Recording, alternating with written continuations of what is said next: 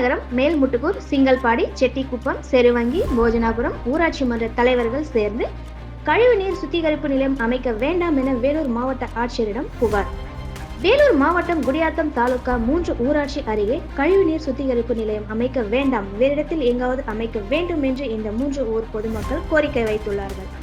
மேலும் நாங்கள் சின்ன குழந்தை முதல் முதியோர்கள் வரை வாழ்ந்து வருகிறோம். ஆகியால் எங்கள் பகுதியில் சுமார் 40,000 குடும்பங்கள், மேலும் 80,000த்திற்கும் மேற்பட்ட பொதுமக்கள் வாழ்ந்து வருகிறோம்.